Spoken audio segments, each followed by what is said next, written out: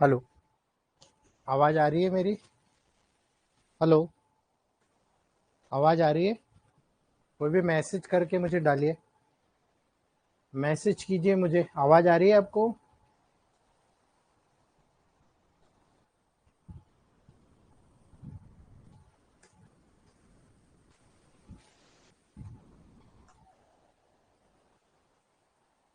Okay. Okay, कोई बात नहीं। चलिए दोस्तों, शुरू करते हैं। आज थोड़ा सा लेट हो गया हूँ मैं, क्योंकि आज गुरु पूर्णिमा थी। थोड़ा सा बाहर भी गया था मैं। आज से हम शुरू करते हैं हमारा लॉजिक। इलेक्ट्रोमोपैथ का लॉजिक क्या है? इलेक्ट्रोमोपैथ रेमेडीज जब हम उपयोग करते हैं तो उसमें 9 प्लांट्स। अगर आप S1 की बात कर रहे हो, हमने 9 प्लांट की स्टडी की। हमने कहा कि ये नक्श भूमिका के हिसाब से चलता है, लेकिन बाकी के प्लांट इसको बैकवर्ड फॉलो करते हैं, यानी इसको बैक सपोर्ट देते हैं, है ना।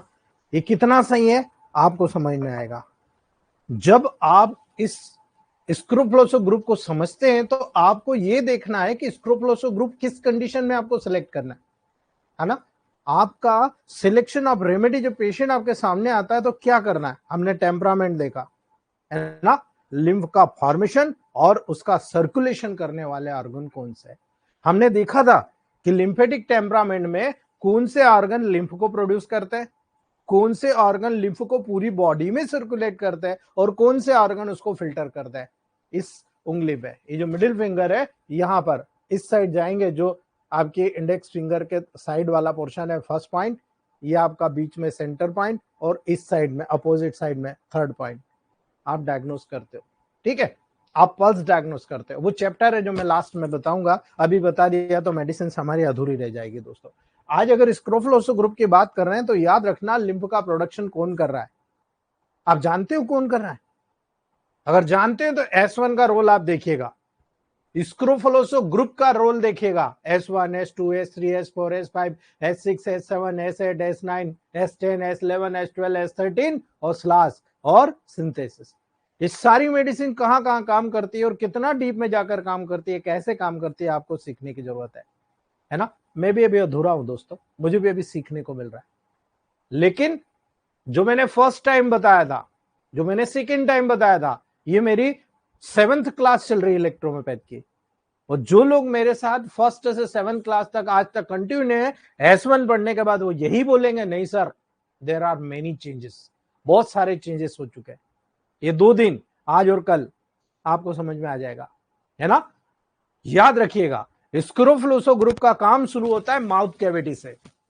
यानी अगर माउथ कैविटी से रिलेटेड कोई डिसीज हुई, सबसे पहले स्क्रोफलोसो ग्रुप की मेडिसिन सिलेक्ट करना है।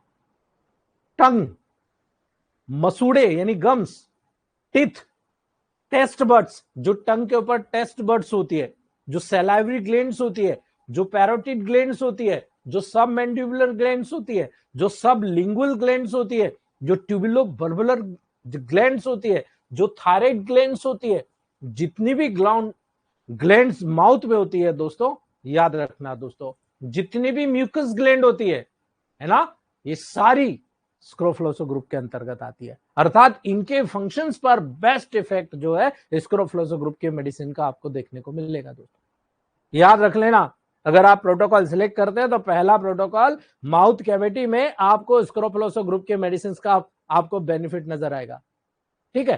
दूसरा, इसोफेगस, नीचे आइए, इसोफेगस के लेवल पर आइए। ये क्या है? ट्यूबनिमस स्ट्रक्चर, यानी एलिमेंट्री के किनाल की जो ट्यूब है, जिसमें लिम्फ स्ट्रक्चर, है ना, म्यूकस ग्लैंड, और जितने भी यहां पर जो म्यूकस मेम्ब्रेन होती है, वो आपका स्क्रोफलस ऑर्गन है दोस्तों, है ना। और नीचे आइए, स्टमक के लेवल पर आइए, ब्लड और लिम्फ वेसल्स, है ना। स्टमक के लेवल पर जो ब्लड और लिम्फ वेसल्स होती है, स्टमक का इंटरनल और एक्सटर्नल दोनों पार्ट, यानी greater lesser omentum, as usual stomach का इंटरनल पार्ट, है ना। याद रखना, इंटरनल और एक्सटर्नल इंस्पेक्टर की बात कर रहा हूं, पाइलोरिक ग्लैंड की बात कर रहा हूं, कार्डियक ग्लैंड की बात कर रहा हूं, स्टमक ग्लैंड्स की बात कर रहा हूं। सब के सब सबसे बेस्ट लिम्फेटिक ऑर्गन होते हैं दोस्तों। और इसीलिए स्क्रोफलोसो ग्रुप की मेडिसिन का सीधा असर आपको यहां देखने को मिलता है ना। ये सब स्क्रोफलोसो ग्रुप के अंतर्गत आते हैं। इसीलिए मैं आपको ये बता रहा हूं कि जो प्रोटोकॉल्स आए अब बनाना आया तो हमें ये लॉजिक पता होना चाहिए कि स्क्रोफलोसो ग्रुप की मेडिसिन फंक्शनल मेडिसिन होती है जो बॉडी के किसी भी ऑर्गन में लिम्फेटिक लेवल पर जो फंक्शन हो रहा है वहां पर काम कर रही है। स्मॉल इंटेस्टाइन पे आ जाइए, जो एब्जॉर्प्शन की कंडीशन होती है, माइक्रोविलाई, विलाई, जितनी भी इंट्रिंसिक ग्लैंड्स होती है, इंटेस्टाइनल ग्लैंड्स होती है, जितनी भी एब्जॉर्प्टिव सेल्स होती है, जितनी भी गॉबलेट ग्लैंड्स होती है जो म्यूकस सीक्रेट करती है ना, जितनी भी अर्जेंटिफिन सेल्स होती है, म्यूकस मेम्ब्रेन की सेल्स होती है, दे ऑल आर स्क्रोफुलस। ठीक है, याद रखना, they all are functions of scrofulous, यानी इनमें सबका लिम्फेटिक फंक्शन होता है दोस्तों। लार्ज इंटेस्टाइन आ जाइए, है ना, लिम्फेटिक कैपिलरीज, जो वहां लिम्फेटिक कैपिलरीज होती है, यूरिथ्रा का लेवल होता है, एनस का लेवल होता है, ब्लड कैपिलरीज का लेवल होता है, म्यूकस मेम्ब्रेन का लेवल होता है ना, ये सब का सब लेवल आपको याद रखना है दोस्तों। आपके टेबल प्रैक्टिस में स्पेशली जुड़ा हुआ है तो वो यहां से जुड़ा हुआ है। ठीक है, याद रखना ये सब के सब लिम्फेटिक ऑर्गन्स हैं दोस्तों, और इसीलिए आप लीवर पे चले जाओ, है ना, सिक्रेटरी और एक्सक्रेटरी ग्रेन्स पे चले जाओ, है ना, लीवर क्या काम कर रहा है ना, याद रखना, सिक्रेटन आपकी बॉडी में सिक्रेशन कराना, एक्सक्रेशन कराना, मेटाबॉलिक, एनाबॉलिक एंड कैटाबॉलिक, है ना, ये सारा काम आपके स्क्रोफस फंक्शंस के लेवल पर हो रहा है, लिम्फेटिक लेवल पर हो रहा है दोस्तों। पेनक्रियास इंडोक्राइन और एक्सोक्राइन ग्लैंड दो प्रकार का होता है, और इसीलिए ट्यूबुलर ग्लैंड हो, बेसमेंट मेम्ब्रेन हो, म्यूकस ग्लैंड हो, साइटोप्लाज्म हो और अल्फा और बीटा सेल हो दोस्तों, है ना। आपको बेसिकली ये चीज याद रखने की जरूरत है। ये वो चीज है जिसकी कल्पना आप नहीं कर पाएंगे, लेकिन जिस दिन आपने कल्पना शुरू कर दी दोस्तों, रिजल्ट ऐसे आएंगे, आपको चुटकी बजाते रिजल्ट आएंगे। बिकॉज गॉल ब्लेडर भी आपका डाइजेस्टिव यानी लिम्फेटिक टेम्परामेंट से जुड़ा हुआ है ना, ये भी लिम्फेटिक ऑर्गन है। इसीलिए hepatic duct, cystic duct, ampulla Vater, bile capillaries, all parts of gall bladder, याद रखना, स्क्रोफलोसस ग्रुप के अंतर्गत आता है। यानी अगर फंक्शनल यहां पर डिफेक्ट हो रहा है, आपको सीधे स्क्रोफलोसस ग्रुप के लेवल पर जाना है, आपको सीधा यहां पर स्क्रोफलोसस ग्रुप के फंक्शंस को प्रमोट करना है दोस्तों। आप यूरिनरी ट्रैक्ट में आ जाओ, है ना, जितने भी सिस्टम है, मैं इसीलिए बता रहा हूं, बॉडी का जितना भी फंक्शनल पार्ट होता है, सारी जगह पर स्क्रोफलोसस ग्रुप का आपको पार्ट नजर आएगा। इसलिए कह रहा हूं, एक मेडिसिन सिलेक्ट कर रहे हो तो ये जरूरी नहीं कि वो मेडिसिन सब जगह काम करेगी। पर्टिकुलर ऑर्गन के बिहेवियर के आधार पर मेटीजी ने एक्यूट, सब एक्यूट और क्रॉनिक डिसीज के आधार पर डिसीज के 5 स्टेज बनाई और उस डिसीज की 5 स्टेज के अनुसार काम किया। S1 से लगाकर S5 तक वो 5 स्टेज आती है। उसके बाद सारी के सारी रेमेडी, S6 लोगे किडनी के स्पेसिफिक, है ना, याद रखना, S7 लोगे ब्लड के और सर्कुलेटरी सिस्टम में जो आर्टियल सर्कुलेशन होता है उसकी स्पेसिफिक, S8 लोगे हार्ट के स्पेसिफिक, S9 लोगे लीवर के स्पेसिफिक, है ना, S10 लोगे इंटेस्टाइन स्पेसिफिक, है ना।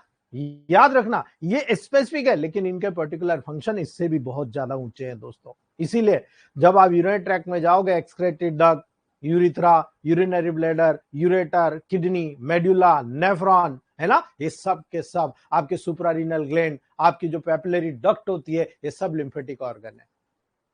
अब आप मुझे बताइए, जब लिम्फेटिक ऑर्गन है तो आपको प्रोटोकॉल तो उसे ही चलाना पड़ेगा, है ना। अब जब आप प्रोटोकॉल चलाना सीख जाओगे तो आप खुद कहोगे कि हाँ यार, ये सिस्टम के अकॉर्डिंग, इस ऑर्गन के अकॉर्डिंग। आप देखते हो ना, फेसबुक पे और ग्रुप में बहुत सारे चार्ट चले आ रहे हैं, है ना, पूरा बॉडी है और उसके ऊपर मेडिसिन लिखी हुई है।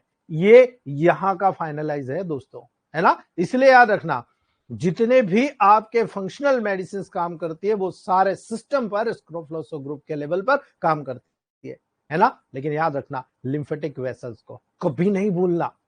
यानी आप जब भी कोई प्रोटोकॉल सिलेक्ट करोगे, आपको न्यूट्रिशन देना है दोस्तों। मान लो आपने S1L1B सिलेक्ट किया, बताओ कहां काम कर रहा है, बताओ काम कर रहा है ना। S1 मतलब यूनिवर्सल रेमेडी, लेकिन स्टमक पे मेनली काम कर रहा है ना। लेकिन L1 क्या है, मिडिल मैन है, इधर से लाना इधर से ले जाना, दोनों काम एक साथ करता है। अर्थात डाइजेस्टिव प्रोसेस के फलस्वरूप भोजन का जितना भी न्यूट्रिटिव मटेरियल है, लिम्फ कहां से जा रहा है, इंटेस्टाइन में, आपके माउथ से स्टमक में आया, स्टमक से डाइजेस्ट होकर इंटेस्टाइन में आया और इंटेस्टाइन से आकर एब्जॉर्ब हो रहा है ना। ये एब्जॉर्ब लिम्फ ग्रुप में हो रहा है ना। अकॉर्डिंग टू लिम्फ इस चैनल के माध्यम से एब्जॉर्ब करके असेंडिंग वेसल, ऊपर की तरफ जाने वाली असेंडिंग वेसल्स यानी वेना कवा, याद रखना दोस्तों, है ना, वेना कवा जिसको आप महाशिरा बोलते हो दोस्तों, वहां पर मिल जाता है। और वेना कवा से ये लिम्फ शरीर में सर्कुलेट होता है दोस्तों, और सर्कुलेट होकर कुछ मात्रा में वापस भी आ जाता है ना। उस पर्टिकुलर ऑर्गन को न्यूट्रिशन होकर पूरी बॉडी में सर्कुलेट हो जाता है दोस्तों। इसीलिए बहुत सारी ग्लैंड इसमें सपोर्टिव ग्लैंड के रूप में शामिल है। ओवरी, है ना, याद रखना, एग, स्किन की ग्लैंड, स्वीट ग्लैंड, सीबेसिस ग्लैंड, अर्थात बॉडी में उपस्थित सभी ग्लैंड्स और लिम्फेटिक सिस्टम के ऑर्गन इसमें शामिल होते हैं। इसीलिए जब भी आपको अगर किसी भी लेवल पर न्यूट्रिशन देना है, S1L1 के साथ बी जोड़ दीजिए। आप कहीं पर भी किसी ऑर्गन में, मान लो आप ट्यूब नुमा स्ट्रक्चर में जाना है, S2L1 बी जोड़ दीजिए, ठीक है, S2L1 बी जोड़ दीजिए, आपका काम हो जाएगा कि हाँ भाई S2L1 बी वहां पर ट्यूब नुमा स्ट्रक्चर पे सप्लाई दे रहा, ओवरी पे सप्लाई दे रहा, गाल ब्लैडर पे सप्लाई दे रहा, है ना। यही कारण है दोस्तों, बॉडी में उपस्थित सभी ग्लैंड, सभी लिम्फेटिक सिस्टम के ऑर्गन शामिल होते हैं।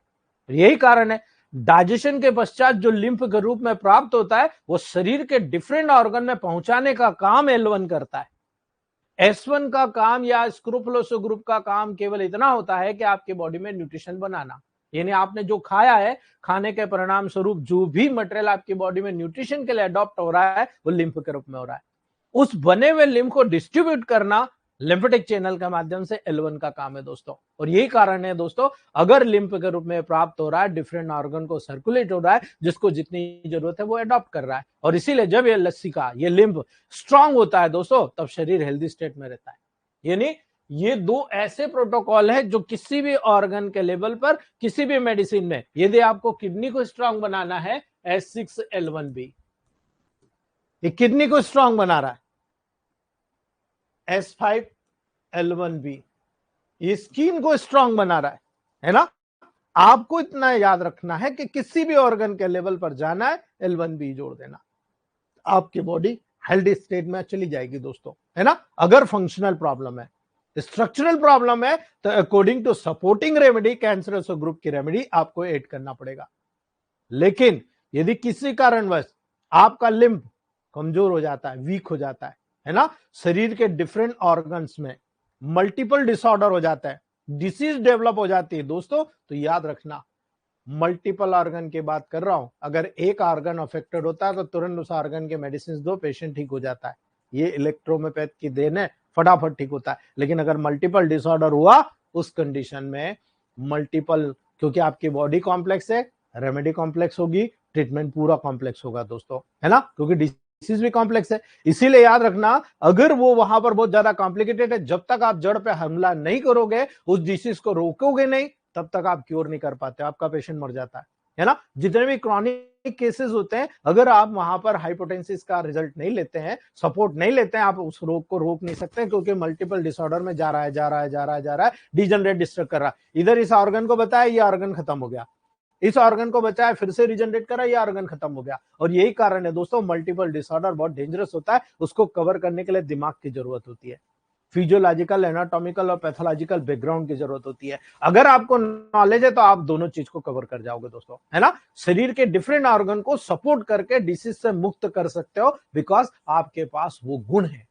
आपके पास वो इलेक्ट्रोहोम्योपैथ रेमेडीज है, जिसमें मल्टीपल प्लांट्स है, और मल्टीपल प्लांट कोई एक जगह काम नहीं करता। आपको कंपैरिजन करके, प्लांट स्टडी करके ये जानना पड़ेगा कि S1 है तो S1 कहां काम करता है। हमने 9 प्लांट्स देखे, 9 प्लांट्स का बिहेवियर देखा, अब हमें कंक्लूजन देखकर इसका ट्रीटमेंट करना है दोस्तों, है ना। याद रखना, यहां पर आप स्क्रोफुलोसो ग्रुप के मेडिसिन का उपयोग करके रोग मुक्त होकर दोस्तों पुनः हेल्दी स्टेट प्राप्त कर सकते हो। ये प्योरली हेल्दी स्टेट में चला जाएगा, है ना। इसलिए आप कह सकते हो कि एंटी स्क्रोफुलोसो ग्रुप की रेमेडी मुख्य रूप से लिम्फ और उसकी वेसल्स की जितनी भी डिसीज होती है, याद रखना, लिम्फ और उसकी वेसल्स की, थोरेसिक डक्ट हुआ, लिम्फेटिक डक्ट हुआ, है ना, बहुत उपयोगी मेडिसिन है। और आपको ये क्लियर कट इंडिकेशन दे दूं कि आपकी बॉडी में जो ब्लड सर्कुलेशन होता है, 80% आपके आर्टरी और वेन से होता है, और जो 20% होता है लिम्फेटिक ड्रेनेज होता है दोस्तों, वो आपके लिम्फ से होता है ना। इसलिए आपको दोनों को याद रखना पड़ेगा। इसीलिए लिम्फेटिक टेम्परामेंट के पेशेंट के लिए बहुत लाभदायक होती है ये मेडिसिन, है ना। याद रखना, स्क्रोफुलोसो ग्रुप की जो मेडिसिन है, S1, S2 ये बहुत बेनिफिशियल होती है ना। S1 और S5 है ना, याद रखना दोस्तों, S1 और S5 इस ग्रुप की सबसे लेजेंडरी मेडिसिन है। S1 और S5 का अगर पावर आपने पता कर लिया तो मुझे नहीं लगता कि आपको किसी चीज की हेल्प की जरूरत होगी। S1 और S5 के जो पावर होते हैं बहुत डीप सीटेड होता है ना। और यही कारण है दोस्तों इनकी एक्शन एंटीडोट की होती है, यानी कोई सोरिक कंडीशन हो गया, कोई हार्पेटिक कंडीशन हो गया, कोई स्क्रोपुलस प्रिंसिपल के लिए यहाँ बहुत इंपॉर्टेंट रोल अगर किसी न्यूट्रिशन के लिए चाहिए, एंटीसेप्टिक के रोल के लिए चाहिए दोस्तों, तो याद रखना है ना। अगर कहीं पर किसी भी प्रकार का सीरियस वीकनेस होकर pre mature old age develop हो रहा है ना, कोई भी डिसीज न्यूट्रिशनल डेफिशिएंसी के कारण डेवलप हो रही है, तो आप याद रखिए स्क्रोफलोसो ग्रुप की मेडिसिन उसके लिए रामबाण है ना। कोई भी डिसीज अगर आपकी बॉडी में न्यूट्रिशन की डेफिशिएंसी से हो रही है, इसीलिए मैंने कहा S1L1B है ना, याद रखना। यहां पर आपको स्पेशल रेमेडीज की एक्शन के बारे में समझना है दोस्तों, है ना। याद रखना जो भी डिसीज आपके बॉडी में डेवलप हुई है वो अगर लंबे समय तक आपके वहां से मौजूद है दोस्तों, है ना, आसानी से बाहर निकालना है, कुछ समय व्यतीत कीजिए, ये मेडिसिन लगातार देते रहिए, कुछ समय देते रहिए, आप देखिएगा बॉडी से बाहर निकल जाएगी। अगर आप हेल्दी स्टेट में आ गए उसके बाद भी आप मेडिसिन लेते रहेंगे, मेडिसिन कोई साइड इफेक्ट नहीं करेगी, जैसे आया आपकी बॉडी में घूम फिर आएगी, देख लेगी कहीं पर कोई प्रॉब्लम तो नहीं है, चलो अपना काम नहीं है, बाहर आ जाओ, अपने बॉडी से बाहर आ जाएगी। इसलिए कहा जा सकता है दोस्तों कि 10 में से 9 डिसीज इस मेडिसिन के द्वारा क्योर हो जाती है। माइंड इट, S1 की बात कर रहा हूं, 10 में से 9 डिसीज केवल और केवल S1 के द्वारा ठीक हो जाती है दोस्तों। अब आपको इससे ज्यादा कोई भी साइंस में चले जाइए, आपको समझ में नहीं आएगा, है ना, आपको कोई भी साइंस समझ में नहीं आएगा, क्योंकि सारे साइंस में हर डिसीज के लिए अलग अलग, आप होम्योपैथ में चले जाइए, है ना, होम्योपैथ में हर डिसीज के लिए हर पेशेंट के लिए अलग मेडिसिन है। हमारी तो एक जैसा पेशेंट, चाहे वो सेंगवान हो, आपका लिम्फेटिक टेम्परामेंट हो, मिक्स टेम्परामेंट हो, ज्यादातर पेशेंट के लिए एक जैसी मेडिसिन है S1 दोस्तों, है ना। इसलिए आप कह सकते हो या कहा जाता है दोस्तों स्क्रोप्लोसो मेडिसिन डिसीज को प्रिवेंट करती है। कोई भी डिसीज आ रही है S1 F1 की ग्लोबस लेना चालू कर दो, प्रिवेंट कर देगा दोस्तों। ऐसा वातावरण वहां पर बना देती है कि डिसीज को जर्मिनेट होने की जो संभावना है ना वही खत्म हो जाती। भाई आपने यहाँ गुड़ डाल दिया, मिठाई डाल दी, खाने का टुकड़ा डाल दिया, जब तो मक्खी चींटियां इनको खबर लग गई कि भाई यहाँ पार्टी है आज, तो वो आ गई, है ना। और ये जो मेडिसिन होती है उस पार्टी की जगह को ही साफ कर देती है ना। झाड़ू और पोछा दोनों एक साथ लगता है दोस्तों, और यही कारण है जितना भी वहां का एटमॉस्फेयर प्यूरिफाई होगा बहुत तेजी के साथ में, है ना, बहुत सारा बाहरी एसिमुलेटेड फंक्शंस के साथ जुड़ी होती है ना, जैसे गैस्ट्रिक, जैसे इंटेस्टाइनल, जैसे ग्लैंडुलर, जितनी भी ग्लैंडुलर अपेंडेजेस होते हैं उनके साथ ये जुड़ी हुई होती है दोस्तों, है ना। ये नहीं, सबसे पहले आपकी बॉडी में न्यूट्रिशन कहां से आ रहा, उस पार्ट से जुड़ी होगी, उसके बाद में उन पार्ट से जुड़ने के बाद प्राइमरी काम कंप्लीट सेकेंडरी ऑर्गन पे आती है। अर्थात कहने का मतलब है S1 जैसी ये मेडिसिन सबसे पहले मेन ऑर्गन जहां है वहां काम करेगी, उसके बाद सेकेंडरी ऑर्गन पे काम करेगी, उसके बाद टर्शियरी ऑर्गन पे काम करेगी। तो सबसे पहले ऑर्गन को न्यूट्रिशन दिया, न्यूट्रिशन देने के बाद सेकेंडरीली ये मेडिसिन ऑर्गन और टिश्यू, याद रखना ऑर्गन और उसके टिश्यू के साथ जुड़कर काम करना शुरू करती है, अर्थात ऑर्गन के फंक्शन करके रीजनरेट कराने का काम करती है ना। उसका जो इंटीरियर एसिमुलेशन है उसके कार्य को वर्क कराती है, उसको प्रोग्रेस कराती है दोस्तों। इसीलिए जहां पर आपकी पूरी जगह पर दोस्तों जो कॉन्स्टिट्यूशन होता है, जो बनावट होती है ना, पूरे ऑर्गेनिज्म का जो डेवलपमेंट होता है ना, बहुत इंपॉर्टेंट ऑर्गेनिक फंक्शन होता है ना। याद रखना आप दोस्तों, उसकी बनावट, उसकी ऑर्गेनिक जितनी भी डिफॉर्मिटीज होती है उनको इन्फ्लुएंस करके ठीक करती है। अर्थात ज्यादातर लोग केवल ये मानते हैं कि स्क्रोफलोसो ग्रुप केवल फंक्शनल मेडिसिन है ना, लेकिन ये नहीं मानते, रिसर्च में देखा गया है यही फंक्शनल मेडिसिन कुछ हद तक ऑर्गन और टिश्यूज पे भी काम कर रही है, ऑर्गन और टिश्यूज पे भी काम कर रही है। इसका मतलब 10 में से 9 डिसीज क्यों क्योर हो रही है, आपको समझ में आ रहा है कि अगर फंक्शनल कोई प्रॉब्लम है, डिफॉल्ट है, तो फंक्शन भी ठीक कर रहा है और साथ में स्ट्रक्चर की जो कैपेबिलिटीज होती है, रीजनरेशन की कैपेबिलिटीज होती है, उसको करेक्ट करने का काम करती है। दोस्तों ये पूरा स्क्रोफलोसो ग्रुप का मैनिफेस्टेशन है, कंक्लूजन है जो मैंने आपको दिया। इसलिए आपको याद रखना है स्क्रोफ्लोसो ग्रुप की मेडिसिन ऐसा कोई सा ऑर्गन बॉडी का नहीं बचता है जहां काम नहीं करती। तो जब S1 ऐसा काम करती है तो S2, S3 ये सब S1 से अप कैटेगरी की रेमेडी है, यानी S1 से पावरफुल है। बट वी कांट अंडरस्टैंड, हम तो बस S1 को लेके बैठे हुए हैं कि S1 यूनिवर्सल रेमेडी है ना। कैन यू बिलीव इट, मेटी जी अपनी लाइफ में कई मेडिसिन पे काम कर रहे थे, रिड्यूस करते करते 38 पे आ गए थे, और कई सीनियरों के मुंह से सुना है मैंने कि उन्होंने कई बुकों में कहा था कि ये मेडिसिन हम शॉर्ट अप करके 20-22 मेडिसिन पे ले आएंगे, 22 मेडिसिन पे ले आएंगे, है ना। लेकिन वो रहे नहीं। अगर वो रहते तो मुझे लगता है हाई पोटेंशियस क्या हो, आप इतने बड़े बड़े मैजिक चीजें देख जाते हैं दोस्तों। अगर 5 साल उनको गॉड ने दिए होते, ओनली 5 ईयर, तो आप मान के चलो इलेक्ट्रोहोम्योपैथ का जगत में तहलका मच गया होता, पूरे फॉरेन में तहलका मच गया होता, इतने डीप में जा चुके थे दोस्तों। लेकिन दिक्कत क्या होती है, एक व्यक्ति अपना काम कर रहा है, दूसरे 10 उसकी टांग खींच रहे हैं, है ना। यही हमारे साथ भी इलेक्ट्रोहोम्योपैथ में होता आ रहा है ना। कुछ नेतागिरी, कुछ पॉलिटिकल, कुछ अपने धंधे के लिए, कोई भी नहीं चाहता इलेक्ट्रोहोम्योपैथ की मान्यता हो, कोई भी नहीं। अगर चाहे तो एक दिन में गवर्नमेंट को झुकना पड़ेगा दोस्तों, क्योंकि इतने अच्छे अच्छे प्रोटोकॉल्स है, इतने अच्छे फीडबैक्स है ना। लेकिन काम बोलता है दोस्तों, आप अपना काम करते रहिए, आज नहीं तो कल मिलेगी मान्यता। हम अपने आप को तो परफेक्ट करें कि किसी के डॉक्टर के सामने अगर हम बैठ गए, किसी भी एमबीबीएस के सामने बैठ गए, तो क्या हम लोग उसको जवाब दे पाएंगे, है ना। आपको देखना पड़ेगा दोस्तों, ठीक है। चलिए, ये स्क्रोफ्लोसो ग्रुप की मेडिसिन की बात हो गई।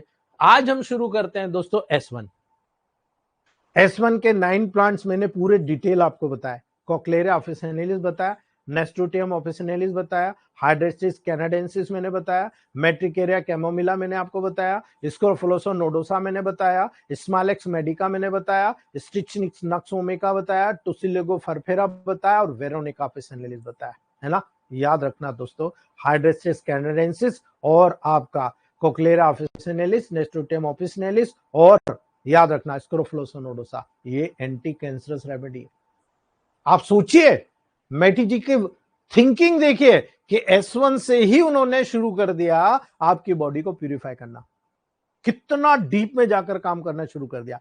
जब इन 9 प्लांट्स को बनाया, इन 9 प्लांट्स को अलग, पहले कुछ ज्यादा प्लांट्स थे, धीरे धीरे उन प्लांट्स को हटाना शुरू किया और मेन इन 9 प्लांट्स को लेके आए, है ना। आगे आप जाओगे तो इनको 9 प्लांट्स को पूरा इक्वली 10-10 पार्ट्स मिक्स किया गया, है ना।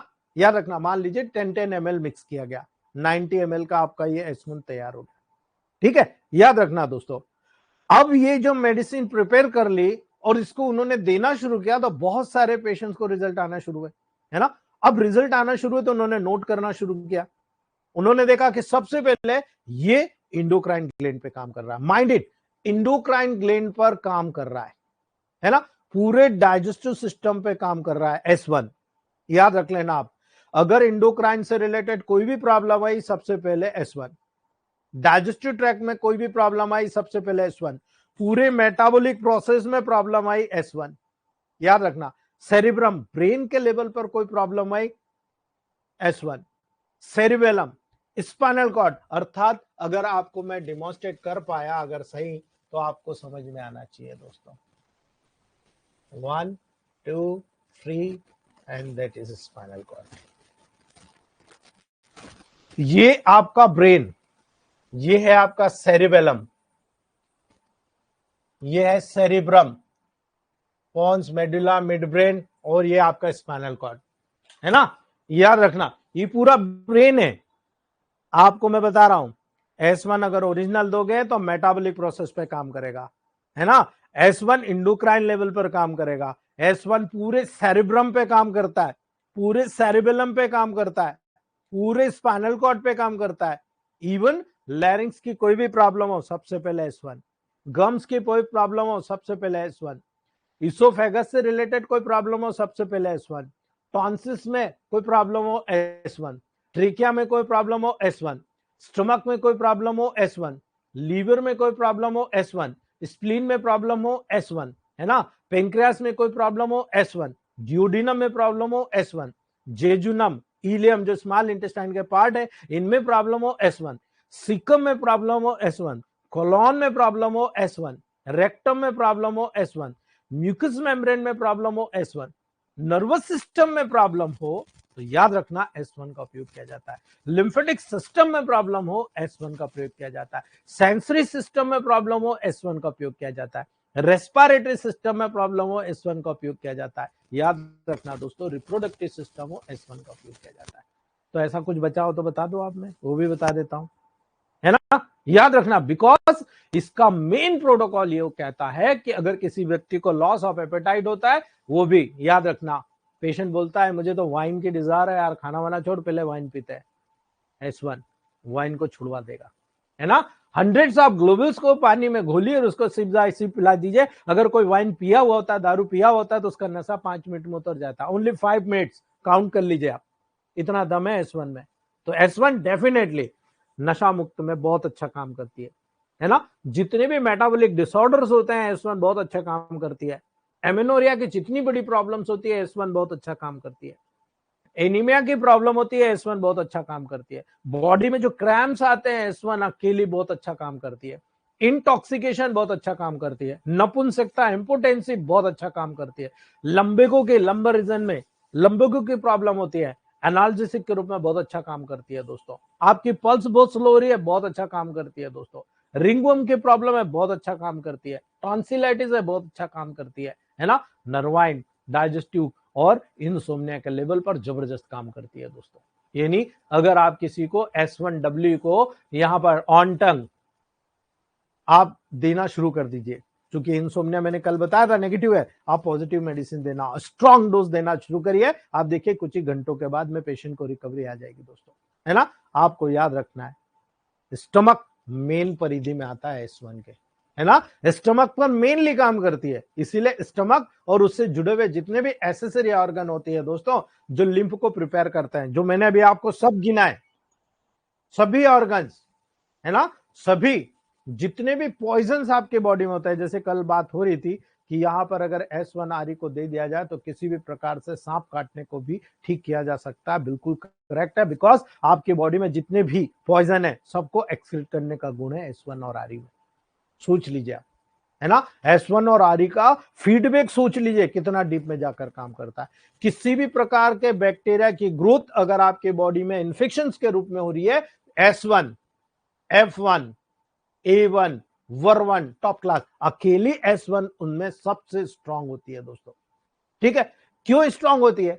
क्योंकि जब इन 9 प्लांट्स को बनाया गया तो ये ब्लड और लिम्फ को प्रिपेयर कर रही है, ब्लड और लिम्फ को वहां पर न्यूट्रिशन के तौर पर पूरी बॉडी में डिस्ट्रीब्यूट कर रही है। तो जब न्यूट्रिशन जा रहा है तो जितने भी फॉरेन मैटर्स पड़े हुए हैं, जितने भी डिटॉक्स मटेरियल पड़ा हुआ है, जितना भी टॉक्सिक सब्सटेंसेस पड़ा हुआ है, पॉइजन पड़ा हुआ है दोस्तों, तो याद रखना, है ना, ये उसको बाहर निकाल देती है। इसीलिए इलेक्ट्रोहोम्योपैथ रेमेडी का एंटीडोट होती है। आप किसी भी इलेक्ट्रोहोम्योपैथ रेमेडी की बात कर लो जिससे कोई चीज एग्रावेट हो रही है, S1 दे दीजिए आप। S1 एंटीडोट के रूप में काम करती है दोस्तों, है ना। इसीलिए मेरा यह मानना है, कोई भी पेशेंट आपके पास आता है, 10 डॉक्टरों से गुजर के आता है, अगर आपको उसको बहुत अच्छा रिजल्ट देना तो सबसे पहले आप आदत डाल लीजिए, है ना। आदत क्या डालिए, पेशेंट को नहीं बताना, आपको बता रहा हूं, अंडरग्राउंड है, नीचे से सुन लीजिए। पेशेंट आया तो आप अपने पास में एक, वहां पर एक जो भी नाम आपको देना है वो नाम देकर S1 और W को D5 बना के रख लीजिए। याद रखना, S1W का D5 बना के ग्लोबल्स में रख लीजिए। कभी भी कोई पेशेंट आया, है ना, आपको कुछ नहीं करना है, उसके सारे सिम्टम लेना, उसको पानी का गिलास देना, 10 ग्लोबल्स पिला देना, उसको कहना कि आप ये पीते रहो, आप बताते रहो आपकी तकलीफ, ठीक है। S1W हर प्रकार से D5 में बॉडी के हर प्रोसेस को न्यूट्रल कर देता है ना। इसलिए याद रखना, बॉडी के डिफरेंट ऑर्गन में लिम्फ को बनाने वाली जो ग्लैंड्स पाई जाती है, उनमें जो फिजियोलॉजिकल प्रोसेस जो एबनॉर्मल हो गए थे दोस्तों, ये मेडिसिन, है ना, याद रखना, उनको नॉर्मल करना शुरू करती है। बिकॉज इस मेडिसिन का डायरेक्ट इफेक्ट नर्वस सिस्टम के माध्यम से होता है। माइंडेड, फिर नहीं बोलूंगा, हर पैरालिसिस पेशेंट में S1 1000, F1 1000 देकर देखिएगा। अगर किसी को इमीडिएट पैरालिटिक अटैक आया है, आपके पास आया, तो आप चैलेंज कर दीजिए कि 24 घंटे में मैं खड़ा कर दूंगा। S1 मॉर्निंग में, F1 इवनिंग में, या 3 डोज S1 के बिफोर मील और आफ्टर मील F1 के 3 डोज 1000 में दो और अपना न्यूरोटोन शुरू कर दो, है ना, संजीवनी शुरू कर दो या मल्टीविटामिन 1 और 2 शुरू कर दो, आप देखो 24 घंटे बाद effect. Special pain cure oil का मसाज दे दो, देखो आप स्पेशल इफेक्ट, है ना, तुरंत पेशेंट खड़ा हो जाता है दोस्तों। बिकॉज ये फिजियोलॉजिकल प्रोसेस में जितनी भी एबनॉर्मलिटीज आई, ये अपना पावर न केवल न्यूट्रिशन के तौर पर, हार्मोनल तौर पर तो दे रही है, लेकिन नर्वाइन तौर पर सबसे पहले, यानी नर्वस सिस्टम का माध्यम से तुरंत वहां पर अपने काम को, जो सिंपैथेटिक पैरासिम्पैथेटिक फंक्शन है उसको बैलेंस कर देगी दोस्तों, है ना। इसीलिए याद रखना, जितने भी कफ प्रकृति वाले व्यक्ति होते हैं ना, 40% डिसीज उनके अकेले S1 काफी है दोस्तों, है ना, अकेले काफी है। यानी कफ प्रकृति वाले जितने भी केसेस आएंगे, 40% केसेस S1 में। इसलिए मैंने, अगर आपको याद हो, मैंने कहा था, कई डॉक्टर कहते हैं अरे हमको प्रोटोकॉल की जरूरत क्या है, हम तो कोई भी मेडिसिन दे देते हैं, 40% तो रिजल्ट ऐसे ही आ जाता। भाई वो इसलिए आ जाता कि आप जब S1 पढ़ रहे हो तो उसमें नक्स ओमेगा है ना, आप जब लाइकोपोडियम पढ़ेंगे तो नक्स ओमेगा हटा के S2 में लाइकोपोडियम ऐड कर दिया गया, बाकी 8 प्लांट वही है ना, इसलिए आपको रिजल्ट आ रहा है, क्योंकि 8 प्लांट का रिजल्ट तो वही है, केवल एक एक मेडिसिन का। अब असेंडिंग और डिसेंडिंग ट्रैक पे S1 और आपका S2 काम करता है, यानी नक्स ओमेगा लाइकोपोडियम, एक असेंडिंग पे काम करता है, एक डिसेंडिंग पे काम करता है ना। तो आपको जब ये फिजियोलॉजिकल फंक्शन पता हो गए, तब आप कहेंगे ठीक है भाई, कफ प्रकृति वालों को 40% डिसीज S1 अकेले ठीक करती है, लेकिन अगर मैं रक्त प्रकृति वाले को, यानी सेंग्वाइन टेम्परामेंट वाले को दे दूंगा तो क्या होगा दोस्तों। अगर आपने सेंग्वाइन टेम्परामेंट वालों को S1 देना शुरू किया, आप देखेंगे उसको चक्कर आने लग जाएंगे, है ना, तुरंत, है ना। याद रखना, इसीलिए S1 न देकर S2 दिया जाता है।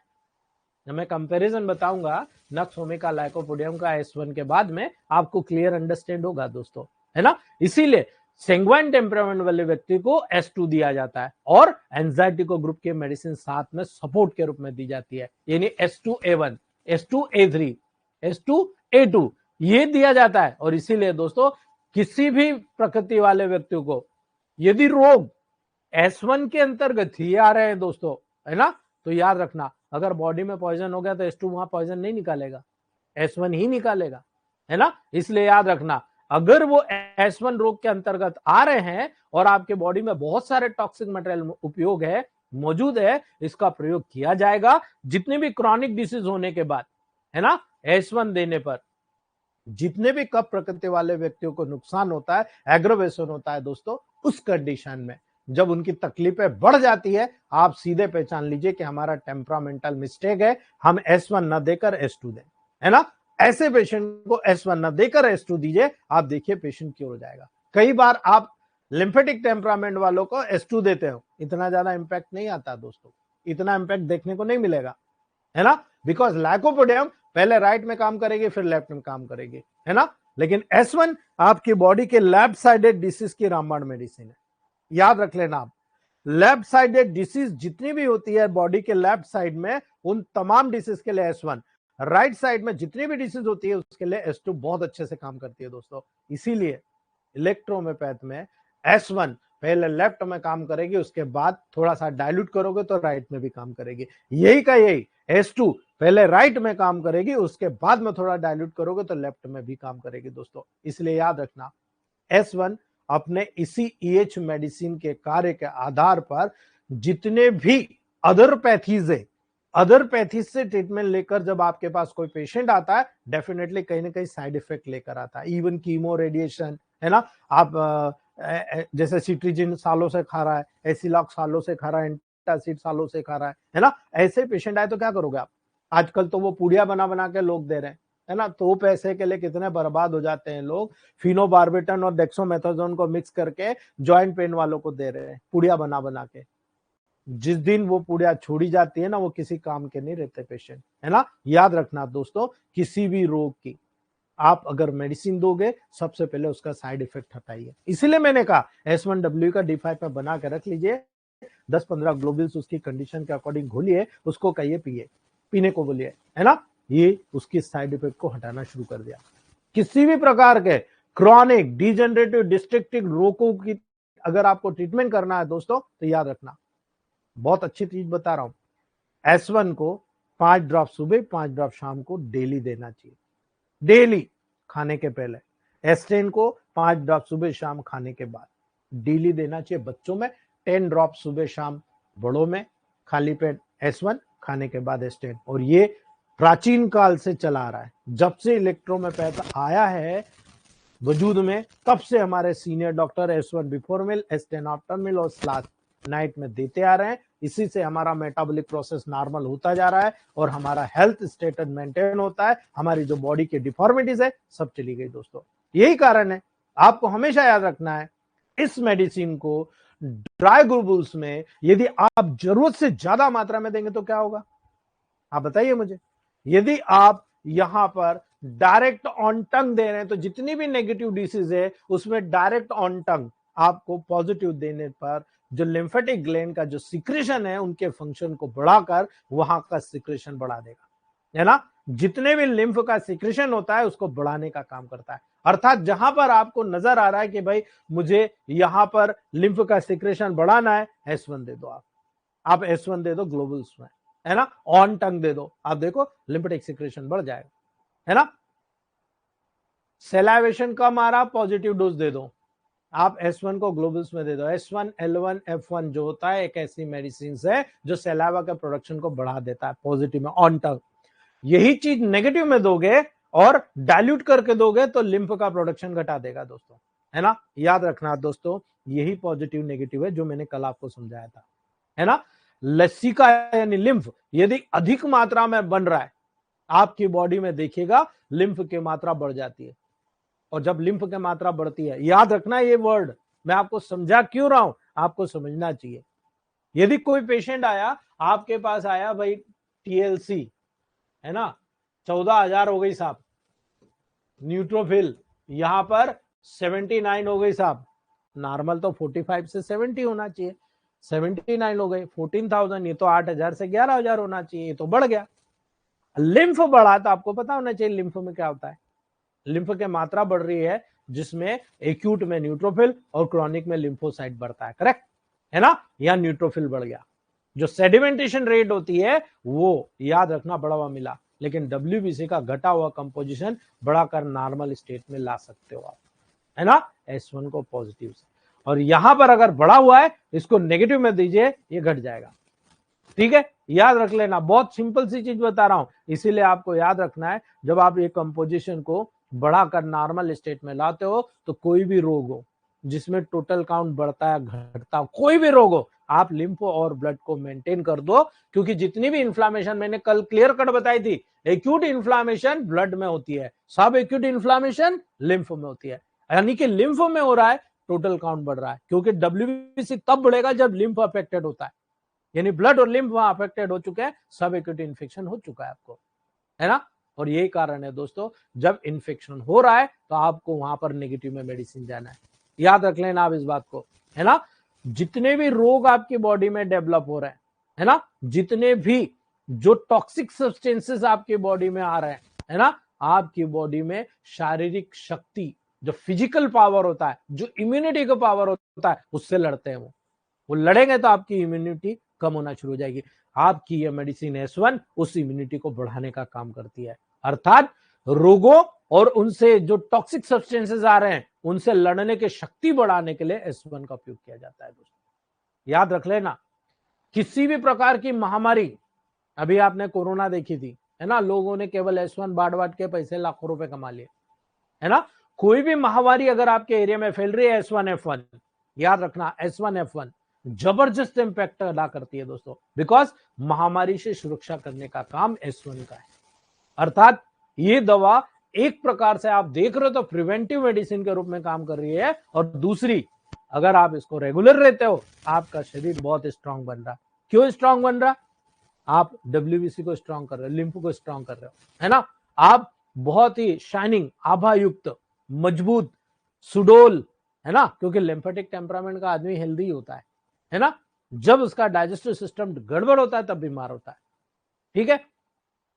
S1 अगर आप लगातार, मैं इसीलिए कहता हूं आप डॉक्टर हो, मैंने जैसे अभी S1W को D5 में कहा, मैं सीधा आपको कह रहा हूं सेकेंड डायल्यूशन में सिंथेसिस सेकेंड प्लस W आप लेते रहिए, आपके बॉडी के ऑर्गन्स हमेशा न्यूट्रल वे में काम करते रहेंगे, शरीर के प्रत्येक अंग की सेल की ग्रोथ कराने का काम करोगे आप देखो उसमें स्क्रोफलोसो ग्रुप भी है, पेक्टोरल भी है, जितने सिंगल ग्रुप है सब है, ऊपर से आप डब्ल्यू भी मिला रहे हो, जो कि न्यूट्रल मेडिसिन है। सारे इलेक्ट्रिसिटी का काम केवल अकेली डब्ल्यू कर लेती है ना।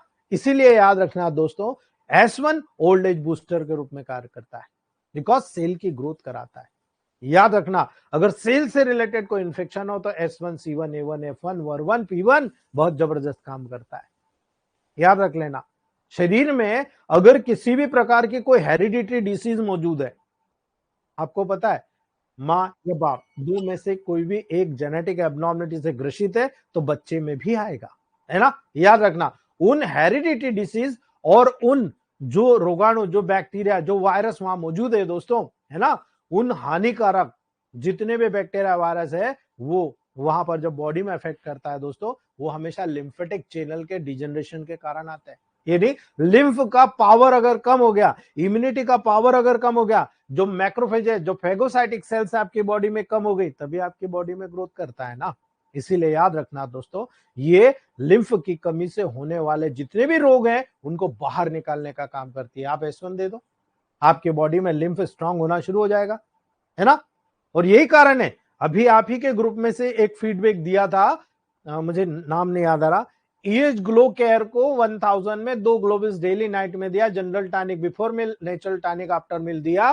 3 साल से जो रिंग वर्म से प्रभावित था, जबकि रिंग वर्म की मेडिसिन ही नहीं दिया उन्होंने, और रिंग वर्म से अफेक्टेड था वो पेशेंट 3 महीने में without any ring worm medicine ठीक हो गया। अब इससे क्या समझ में आया आपको? वो मैडम ने मुझे कहा कि नहीं सर, इससे मुझे ये समझ में आया कि लिम्फ की कमी से ये रोग हो रहा है, लिम्फ की इंप्यूरिटी से ये रोग हो रहा है। मैंने लिम्फ को वहां पर प्रूवन कर दिया, मैंने लिम्फ को प्योर कर दिया, ताकत दे दी, और ये मेडिसिन वहां पर किसी भी रोग को बाहर निकालने में सक्षम है दोस्तों, है ना। जितने भी डिजेनरेटिव डिस्ट्रक्टिव सब्सटेंसेस होते हैं, चाहे वो वायरस हो या बैक्टीरिया हो, है ना, आपको पता है कि ये बाहर से ही आते हैं आपके बॉडी में, है ना। याद रखना, या तो उनको प्रवेश होने ही नहीं देगा, और किसी भी प्रकार से अगर वो प्रवेश कर लिया दोस्तों, तो उसे मारकर या पैरालाइज कर कर या उसको किसी भी कंडीशन में आपके शरीर से बाहर निकालने का गुण रखती है S1। अब आप समझ लीजिए, है ना। S1 ये सुनिश्चित करता है दोस्तों कि बॉडी की जो इम्यूनिटी है वो स्ट्रांग हो। याद रख लेना मेरे, जो मैं अभी प्रोटोकॉल बता रहा हूं, immunity S1, L1, A3, F1, Win1 और WE, S10, ये वो प्रोटोकॉल है जो तमाम तरह की इम्यूनिटी का लेवल डेवलप करते हैं। याद रखना, S1, L1, A3, F1, Win1, WE, S10, Win1, ये जो ऐसे प्रोटोकॉल हैं जो आपकी बॉडी की तमाम इम्यूनिटी को प्रूवन करने का काम करते हैं, बढ़ाने का काम करते हैं। ठीक है, इनसे बाहर कुछ भी नहीं है दोस्तों। अगर आप इनको सपोर्ट करते गए तो आप पूरी बॉडी की इम्यूनिटी को स्ट्रांग कर देंगे, है ना। अब आप सोच रहे हो ना, S1, L1, A3, F1, WE, ये क्या हो गया? तो जनरल टॉनिक बन गया। Win1 जेनेटिक हेरिडिटी लेवल पर, S10 एंटी इंफेक्शियस लेवल पर, Win1 डबल हो गया। ये जो चीज है ये टॉप क्लास रेमेडी के रूप में आप इसको आजमाना शुरू करिए। याद रखिएगा दोस्तों, शरीर की जो कैपेसिटी होती है काम करने के, हर व्यक्ति के अलग अलग होती है। खान पान क्या सबका एक जैसा है? बिल्कुल नहीं। रहन सहन सबका एक जैसा है? बिल्कुल नहीं। कोई ऊपर रहता, कोई नीचे रहता, बिल्कुल। कोई डैम्प में काम करता, कोई हवा में काम करता, कोई गर्मी में काम करता, कोई सफोकेटेड एटमॉस्फेयर में काम करता, तो डिसीज भी उसी के अकॉर्डिंग डेवलप होती है दोस्तों। यदि शरीर की जो पावर होती है ना, वो पावर आपके टॉक्सिक जो सब्सटेंसेस है उनने लड़ने की क्षमता से बिल्कुल कमजोर हो गई, है ना। अर्थात वो क्षमता जिसके कारण आप इम्यूनिटी स्ट्रांग रखते थे वो कमजोर हो गई, है ना। ये उनसे लड़कर उन पदार्थों को शरीर से बाहर निकालकर या तो उनको बॉडी में डिजेनरेट डिस्ट्रक्ट कर देगा, तोड़ देगा, या फिर आपके बॉडी से बाहर निकाल देगा। इतना दम है S1 में, आजमा के देखिए आप। जब भी मैं कहीं अटकता हूं S1 हमेशा खिला देता हूं, है ना। याद रखना, इसके विपरीत यदि कोई भी विषैले टॉक्सिक, है ना, इन्फेक्शियस सब्सटेंसेस आपकी बॉडी में प्रवेश कर गए, है ना, उनकी ताकत आपकी बॉडी की इम्यूनिटी से स्ट्रांग है ना। याद रखना, एक केस अभी कोरोना में आया था, सिरवी केस था दोस्तों। काग सरनेम लिखते हैं। उस परिवार में, गंधवानी में 27 लोग, एक परिवार के संयुक्त परिवार में 9 लोग मरे थे दोस्तों। उनको किसी ने कहा कि पाटीदार देता है, मैंने सबसे पहले उनको S1F1 दिया और साथ में हमारा कोरोना का प्रोटोकॉल दिया। और S1F1 माने में मेरे पास 1 किलो MMP ग्लोबल्स था, पूरा दे दिया मैंने। और उनको कहा कि मटके में जाकर 1000 ग्लोबल्स गिन के डाल देना और सारा पानी दिन भर वही पीना। 7 दिन उन्होंने पिया, उसके बाद से किसी को कोरोना नहीं हुआ। ओनली S1 MMP ग्लोबल्स, है ना। तो ये क्या करता है, इसने क्या करा, बॉडी की इम्यूनिटी को बढ़ा दिया। शरीर की जो सेल्स होती है जो नष्ट हो रही थी, कहा जा रहा था कि चूहे से भी ज्यादा तेजी से लंग्स को ये बैक्टीरिया वायरस खा रहा था, है ना। याद रखना, अब बैक्टीरिया था, वायरस था, आज भी पहली है ना, याद रखना। उसके परिणाम स्वरूप जो आपकी बॉडी का डैमेज हो रहा था, जिसके कारण आपका नर्वस सिस्टम डाउन हो रहा था, S1 देने से न केवल स्टिमुलेशन हुआ लिम्फेटिक चैनल का, इवन न्यूट्रिशन बढ़ा, इवन आपका नर्वस सिस्टम बहुत तेजी से जो डाउन हो रहा था वो इंप्रूव होने लग गया। और वो जैसे इंप्रूव होने लग गया, उसने सारे रोगों से लड़ लिया। कितना भी स्ट्रांग आपके बॉडी में बैक्टीरिया, वायरस, फंगस मौजूद हो, नेवर माइंड, S1 उनको फ्रीक्वेंटली दीजिए, है ना। आप जितना फ्रीक्वेंट देंगे उतना टॉप क्लास। इसीलिए कहा गया बिफोर मील दोनों टाइम S1, दोनों टाइम S10, खाने के पहले, खाने के बाद आप लेते रहिए। आप देखिए आपकी बॉडी में जितना भी पॉइजन आता है, आज आप क्या खा रहे हो, मिलावट भरपूर है हमारे हिंदुस्तान में, है ना। पेस्टिसाइड भरपूर है, चाह कर थोड़े से फसल ज्यादा के चक्कर में पेस्टिसाइड मिला मिला के टॉक्सिक सब्सटेंसेस आप देखिए स्लो पॉइजन के रूप में आपकी बॉडी में एक्शन कर रहा है ना। और बहुत तेजी से लोगों के बाल सफेद हो रहे हैं, बहुत तेजी से लोगों को अलग अलग प्रकार की डिसीजेस, मल्टीपल डिसऑर्डर के रूप में डेवलप हो रही है। कैंसर देखो कितनी तेजी से फैल रहा है, सबसे बड़ा कारण है दोस्तों, है ना। नशीले विशीले जितने भी तत्व हैं, आप देखो मादक द्रव्यों का सेवन कितना बढ़ रहा है ना। जिसको देखो तंबाकू खा रहा, जिसको देखो वो चाय बहुत पी रहा, है ना, कॉफी बहुत पी रहा, बीड़ी सिगरेट बहुत पी रहा, शराब बहुत पी रहा, भांग बहुत खा रहा, है ना। अफीम, चरस, हीरोइन आजकल आम बात हो गई दोस्तों, है ना। आप देख रहे हो ना, ये सब क्या कर रहा है, आपकी इम्यूनिटी को कंप्रोमाइज कर रहा है। और जब इम्यूनिटी कंप्रोमाइज हो रही है तो आपको पहला मॉडल जो समझ में आता है वो ये समझ में आता है कि मॉडर्न साइंस का एक वर्ड है, our body partly controlled by nervous system and partly bye hormonal system, है ना। आपके तराजू के दो पलड़े हैं, एक तराजू ग्रोथ के लेवल पर जा रहा है, वो है हार्मोनल सिस्टम। हार्मोन जितने भी होते हैं आपकी बॉडी में ग्रोथ कराते हैं, और नर्वस सिस्टम होता है इन हार्मोन की ग्रोथ को कंट्रोल कराने का काम करता है ना। तो जब हार्मोनली आपकी बॉडी में डिफेक्ट हो रहा है तो इसके फलस्वरूप क्या होगा, नर्वस सिस्टम क्या होगा, वीक हो जाएगा। नर्वस सिस्टम कहेगा यार ये तो अभी ग्रोथ ही इसकी गड़बड़ हो गई है, मैं कैसे इसको बैलेंस करूं, न्यूट्रिशन ही नहीं पर्याप्त आ रहा है ना। तो जो नर्वस सिस्टम होता है धीरे धीरे वीक हो जाता है ना, और पेशेंट इसका आदी बन जाता है। आप देखो नर्वस सिस्टम अफेक्ट होता है कि नहीं, है ना। यही कारण है दोस्तों, पेशेंट लास्ट में बिल्कुल मरणासन स्थिति में पहुंच चुका है ना। उसके सेंस धीरे धीरे जाने लगते हैं, है ना। S1 वापस ले आता है, S1 वापस ले आता है। आप S1 को डायरेक्ट देना शुरू करो, नशा मुक्ति ड्रॉप और S1 तो ऐसी मेडिसिन है। I have cure more than 10,000 patient every Guru Purnima. मैं हर गुरु पूर्णिमा पे आज भी मैंने 10,000 पीस नशा मुक्ति ड्रॉप फ्री में दिया है दोस्तों, ठीक है। 10,000 लोगों को नशा मुक्ति ड्रॉप आज भी मैंने फ्री में दिया है, ठीक है। जो लोग मुझे पर्सनली जानते हैं उनको पता है मैं हर साल डोनेट करता हूं 10,000 नशा मुक्ति ड्रॉप, है ना। किसी भी प्रकार के पॉइजन को शरीर में प्रवेश करने के बाद आपकी बॉडी में बहुत सारे चेंजेस होते हैं। आप इलेक्ट्रोमोपैथ डॉक्टर हो, आप एक बहुत बड़े फिजियोलॉजिस्ट, एनाटॉमिस्ट और पैथोलॉजिस्ट बनने वाले हो इन 12 महीनों में। बिकॉज यदि कोई भी शरीर में चेंजेस हुआ आपको पकड़ते आना चाहिए। किसी भी प्रकार के पॉइजन के शरीर में प्रवेश करने के बाद में सबसे पहला इफेक्ट कहां आता है, बताइए कहां आता है।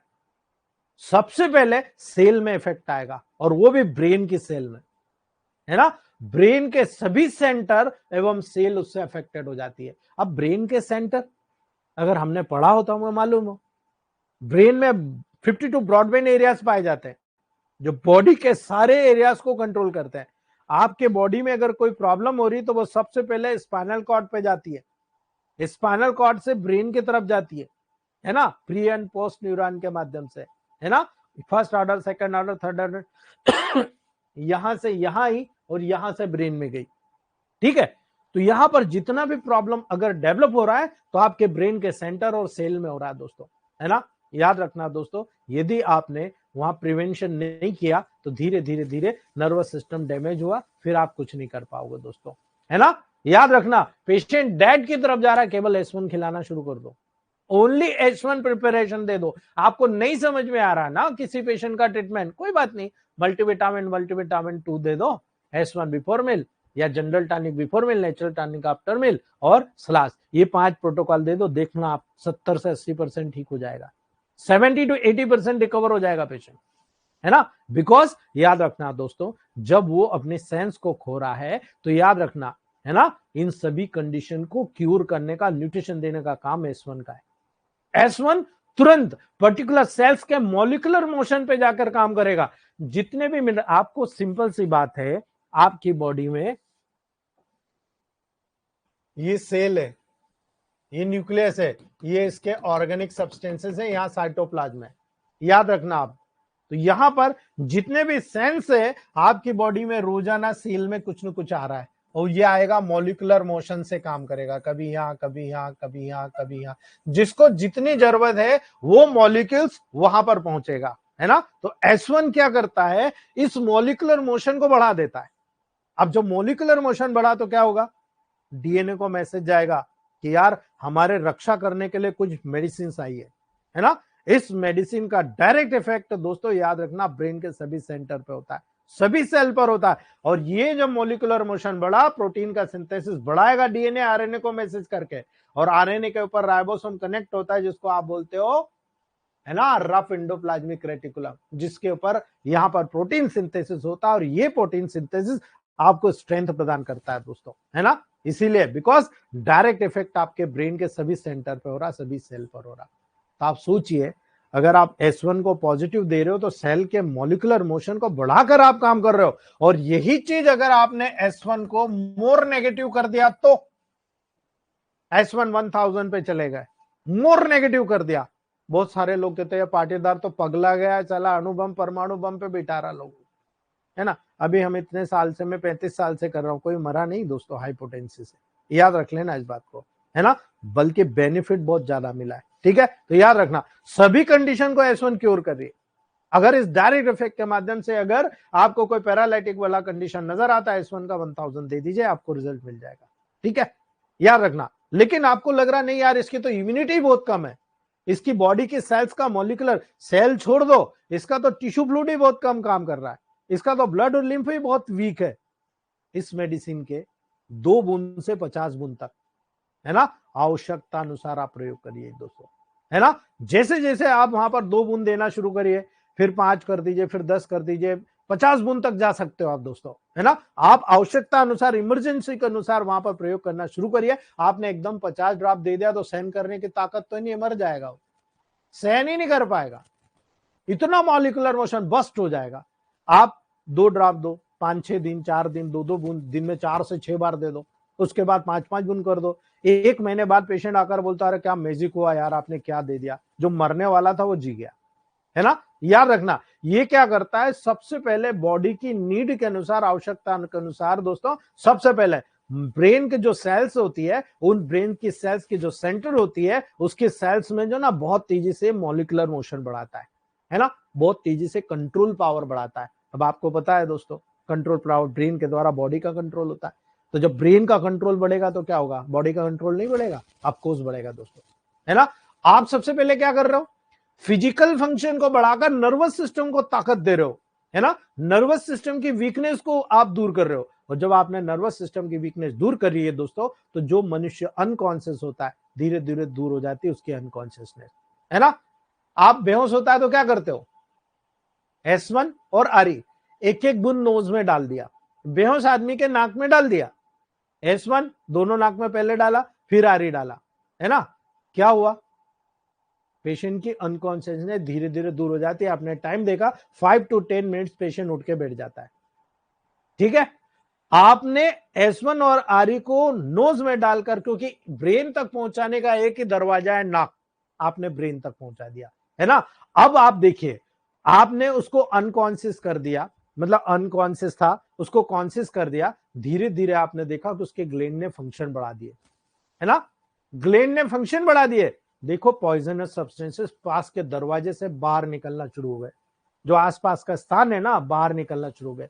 जैसे जैसे अगर किसी ने पॉइजन माउथ से लिया है दोस्तों, तो याद रखना इसोफेगस और स्टमक में पहुंचकर बहुत ज्यादा इरिटेंट पैदा करता है, बहुत ही बर्निंग, बहुत सारे डैमेजेस, बहुत सारी इरिटेशन डेवलप करता है दोस्तों। लेकिन जैसे आपने S1 को दिया, क्या होगा, आपके बॉडी में रिफ्लेक्स एक्शंस होती है, जो हम पार्ट सेकंड में डाइजेस्टिव ट्रैक्ट में पढ़ते हैं, है ना। उस रिफ्लेक्स एक्शन में, जैसे नाक में अगर कोई एलर्जी हो तो क्या होता है, स्नीजिंग, छींकें आने शुरू हो जाती है। आप बोलते हो यार बॉडी में कुछ चीज वहां पर गड़बड़ हो रही है, तो आप बार बार एलर्जेंस है। अब वो एक्सोजीनस इंडोजीनस कोई भी एलर्जेंस हो सकता है, वो बाहर निकलने लगता है ना। वैसे ही आपके बॉडी में अगर कोई पॉइजन आपने ले लिया है, आप S1 के ग्लोबल्स को वहां पर कुंटलों से खिला दीजिए, 100 200 500 ग्लोबल्स को घोल लीजिए और पिलाना शुरू कर दीजिए, वॉमिटिंग होने लग जाएगी। आप देखिए सारा पॉइजन बाहर आ जाएगा, एवरी पॉइजन एस्केप्ड आउट, बाहर हो जाता है। हम लोग बहुत सारे ऐसे केसेस में जिन्होंने पॉइजन लिया, हमने खिलाया, पेशेंट ठीक हो गया। एक पेशेंट अभी आया जिसने दवाई छीटी थी, और दवाई छीटने के बाद में उसको बहुत ही बेहतरीन दवाई चढ़ी थी दोस्तों, S1 की 200 ग्लोबल्स को घोलकर मैंने 100 ml में दे दिया और उसको कहा हर 10 मिनट में एक एक चम्मच पिलाते जाइए, ठीक है। वो बॉटल खत्म होने होते हैं, पेशेंट ठीक हो गया, है ना। यदि स्टमक से पॉइजन इंटेस्टाइन में पहुंच गया, डरने की जरूरत नहीं, है ना। हल्का हल्का दस्त आने लगा, बदबूदार आने लगा, S1 की ऐसी 100-200 गोलियों को घोल लीजिए और आप डायरेक्टली उसको पिला दीजिए, है ना। याद रखना दस्त फ्रीक्वेंटली आएंगे, सारे दस्त के माध्यम से पॉइजन बाहर निकल जाएगा दोस्तों, है ना। अगर ये पॉइजन ब्लड में चला गया तो, है ना, ब्लड में भी चला गया तो क्या करोगे आप दोस्तों, है ना। याद रखना जब ब्लड में चला जाएगा तो इसके साथ केवल A3 को शामिल कर देना, आप देखना एक्सक्रीटरी सिस्टम को बहुत तेजी से स्टिमुलेट कर देगा, है ना। और बहुत तेजी से स्टिमुलेट करेगा तो देखना दोस्तों आपका यूरिन फ्लो बढ़ाएगा, आपकी बॉडी की स्वेटिंग बढ़ाएगा, है ना। यूरिन फ्लो, स्वेटिंग, डिफिकेशन यानी दस्त, वॉमिटिंग, ये चारों चीजों से किसी न किसी एक दरवाजे से, जो दरवाजा पास में जहां से ये मटेरियल ज्यादा नजर आ रहा, उस पास के दरवाजे से उसको बाहर निकाल देगा, है ना। याद रखना आपके बॉडी पे बॉयल्स हो सकते हैं, फोड़ा फुंसी हो सकते हैं, स्किन डिसीज होता है ना। वो भी क्या होता है, आपकी बॉडी के लेवल पर जितना भी पॉइजनस सब्सटेंसेस हैं वो पास के दरवाजे से बाहर निकलने की कोशिश कर रहा है, आपकी बॉडी बाहर निकल रही क्योंकि वो पॉइजन है। यही काम S1 कर रहा है दोस्तों, है ना। समझाने के लिए इतना बताया आपको। याद रखना फोड़ा फुंसी, स्किन डिजीज रोग का रूप धारण करके जब टॉक्सिक हो जाते हैं आपके बॉडी के लिए, तो वो टॉक्सिक सब्सटेंसेस को पास के दरवाजे से बाहर निकलने लगते हैं। अर्टिकारिया हो तो क्या हो रहा है ना, अर्टिकारिया तो क्या हो रहा है, इरिथ्रोपस ल्यूपस इरिथमेटस हो रहा है, तो ये क्या हो रहा है, लिचिन प्लेनस हो रहा है, तो क्या हो रहा, रिंगवर्म होता है, क्या हो रहा है ना। याद रखने की जरूरत है, आपकी बॉडी से किसी भी प्रकार को पॉइजन से बाहर निकालने का गुण S1 में, याद रख लेना दोस्तों, है ना। कल डायल्यूशंस बताऊंगा, अभी और बाकी है कम से कम आधे घंटे का, लेकिन कल बताऊंगा S1 के डायल्यूशन। और आप में से जो सीनियर लोग हैं वो तैयार होके आना, ठीक है। उनके लिए बहुत अच्छी चीज है कि जितने भी डायल्यूशन में बताने वाला हूं सारा प्रूवन डायल्यूशन है, और ये पिछले 5 सालों में आप ही डॉक्टरों में से जो डॉक्टर्स लोगों ने प्रूवन दिए हैं उनके नाम सहित बताऊंगा कि इन डॉक्टर्स ने ये प्रूफ किया है और मैंने इसका रिजल्ट अपने लाइफ में ले लिया है, ठीक है। तो आज यही रखते हैं, अगर कोई क्वेश्चन है तो आप लोग पूछ सकते हो दोस्तों।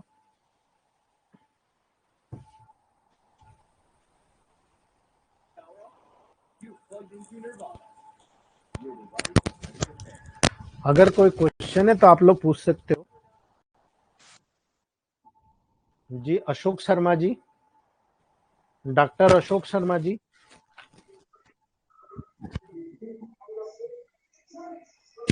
डॉक्टर अशोक शर्मा जी। जय हिंद सर। जी मैं जी सर सर। प्रयागराज से जी सर बोल रहा हूँ। जी अशोक सर बोलिए। बहुत पहले पढ़ाई किए थे सर, जब हम फौज में थे। जी मैं एक्स आर्मी हूँ, जी जी सर। और रिटायर होने के बाद में अब सोच रहा हूँ कि मतलब थोड़ा समाज की सेवा करूँ। जी और उस समय पढ़ाई से तो कोई कुछ खास नहीं मिला हम लोगों को सर। जी जी कोई दिक्कत नहीं सर, आप हमारे और साथ आए तो आपको बहुत कुछ मिलेगा सर। और अब लग रहा है कि मतलब कुछ सीख पाएंगे सर। बिल्कुल मिलेगा सर, आप कोशिश करते रहिए, हम लोग जितना बेस्ट दे सकते हैं हम आपको जरूर देंगे सर। जी सर।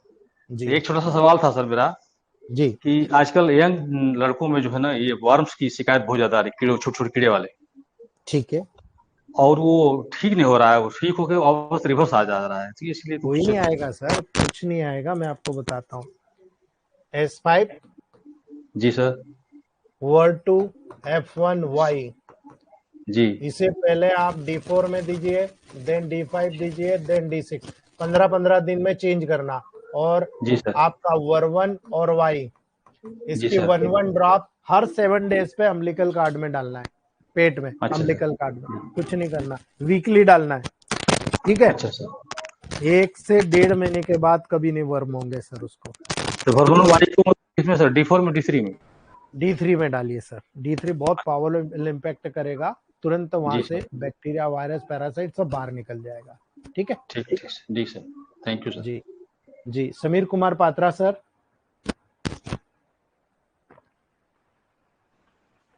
समीर कुमार पात्रा सर। नमस्ते सर जी, गुरु पूर्णिमा में नमस्ते, हार्दिक शुभकामनाएं।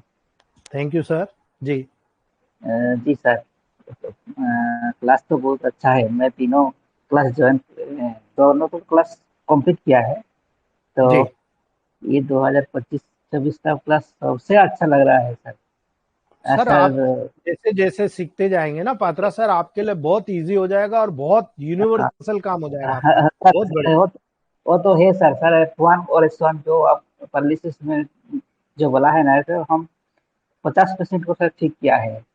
वेरी गुड सर, बहुत बढ़िया। Thank you very much for proving the protocols. बहुत बढ़िया सर, बहुत बहुत चलिए धन्यवाद। सर, जी जी, जी बहुत बहुत बढ़िया। बहुत।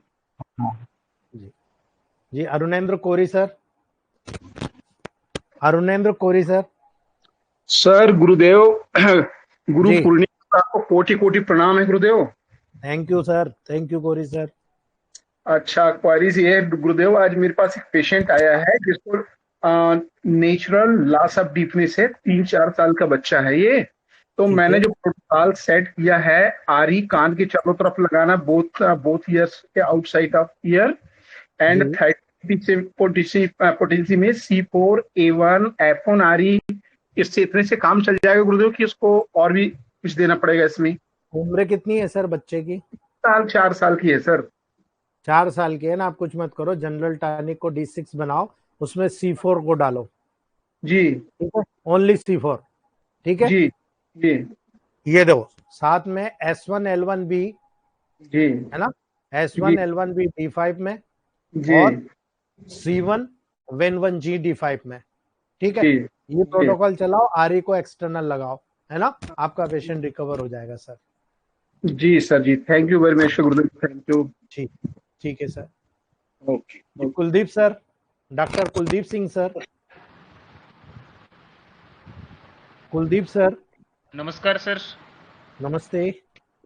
सर ये ना जैसे पेशेंट एसिड की प्रॉब्लम के ज़्यादा हैं, तो जी, उसमें मतलब एसिड वाले जाना है हाँ जी। तो बहुत अच्छी चीज है सर, एसिड वालों को कवर करना बहुत ही आसानी से आप कर सकते हो, है ना। आप सबसे पहला S2C10L1F1B D5 के ग्लोबल्स बनाओ, 60 नंबर वाले या डिस्केट्स में बनाओ, है ना। 2-2 गोली हर एसिड वाले को देते रहो, स्टमक के लेयर को मेंटेन करो। आरई और वाई को 5, 6, 7, 17 और 18 पे लगाओ। ठीक है। S2C15 है ना, अगर हाइपर एसिडिटी है ना, सबसे बेस्ट है S2 आपका C16, है ना, स्लास Ver2Y D6 में आप देकर देखो, बहुत तेजी के साथ रिजल्ट आ जाएगा, है ना। हाइपर एसिडिटी सब चली जाएगी। ठीक है ठीक है। सर। जी थैंक जी, यू। पुरुषोत्तम मणिपुरी जी। जी सर, मणिपुरी सर। जी मणिपुरी सर। सर जी प्रणाम, कोटि कोटि प्रणाम सर। सर मेरे पास एक पेशेंट आया था जो अपनी कॉलोनी का है, पुलिस जी में है वो। जी उसको विस्कोयूट्रल जंक्शन पे 7.5 mm का स्टोन था सर।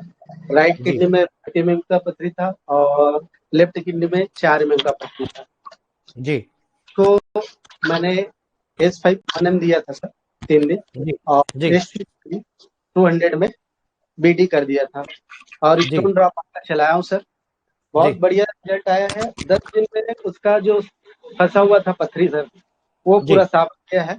कल जी वो सोनोग्राफी करवाया सर, बहुत बढ़िया रिजल्ट आया। और राइट किडनी का जो 5 mm का जो बचा था स्टोन सर वो 4.5 mm और लेफ्ट साइड का जो पथरी था वो निकल गया सर, सिर्फ बहुत एक ही साइड का बचा है सर। 10 बहुत दिन में बढ़िया रिजल्ट। बहुत बढ़िया सर, वो भी निकल जाएगा, जी जी सर, वो भी निकल जाएगा, बहुत बढ़िया।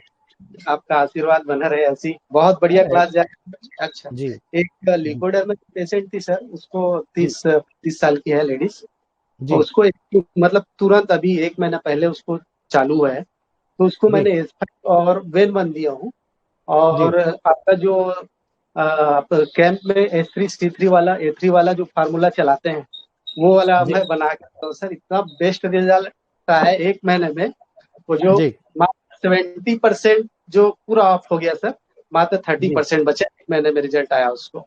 बहुत बढ़िया सर, शानदार, जी सर, मैं आपको बहुत डाल बढ़िया। दूंगा। जी ठीक, जी बहुत बढ़िया सर, बहुत बढ़िया, बहुत बधाई आपको। जी thank you Vijay Kumar sir, जी Vijay Kumar sir, doctor Vijay Kumar sir, नमस्कार सर।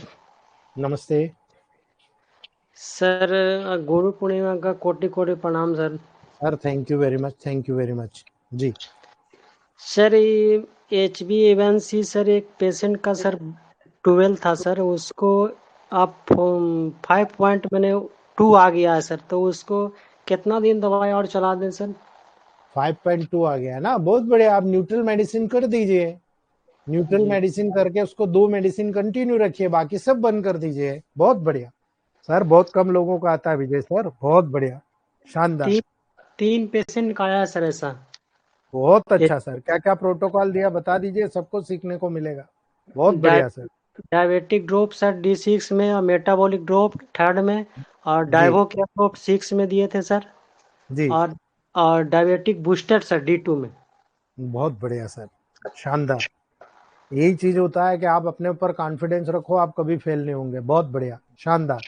जी सर, पथरी वाला सर 17 mm का पथरी सर गल गया सर 3 वाह, महीना के बहुत बाद। बढ़िया सर, ये चीजें सीखने के लिए सालों लग जाते हैं, ठीक है। बहुत जी बढ़िया, बहुत बढ़िया सर, आगे बढ़ते रहो।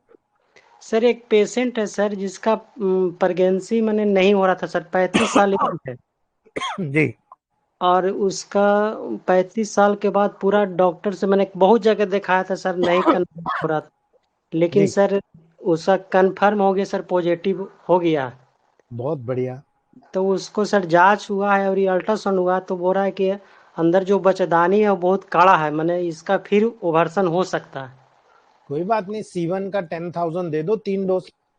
जी 9 मंथ का प्रोटोकॉल कल बता दूंगा, वो चालू कर दो, 100% क्योर होगा, वो होगा जी पूरा। 9 मंथ की प्रेगनेंसी होगी, ठीक है। जी सर, थैंक जी यू सर। जी सुषमा शर्मा जी, डॉक्टर सुषमा शर्मा जी। हेलो। जी मैडम बोलिए। सर, आपको गुरु पूर्णिमा की बहुत बहुत प्रणाम। Thank you ma'am. और एक बात मैं आपसे कहना चाह रही थी कि मैं तो न्यू हूँ इस फील्ड में, जी बिल्कुल नहीं हूँ। मैं सब कुछ आपके जो भी आप बता रहे हैं, मैं पेन रख के मेरे को सुनना पड़ता है, क्योंकि मेरे को लगता है मैं सुनूं ज्यादा और लिखूं नहीं अभी। इट्स सो जी इंटरेस्टिंग। Thank you ma'am. तो अ, फिर मैं दोबारा सुनती हूँ कि क्या बोल रहे थे, जो that I can note down. पर ठीक है। एक चीज जो मुझे अभी, जैसे आप S1 पढ़ा रहे थे तो मुझे ये लगा, जैसे मान लो किसी को कोई क्रॉनिक डिजीज होती है, तो आप बोल रहे थे हाँ पहले 1000 में 2 वेन 1 या जो भी जेनेटिक डिजीज होती है।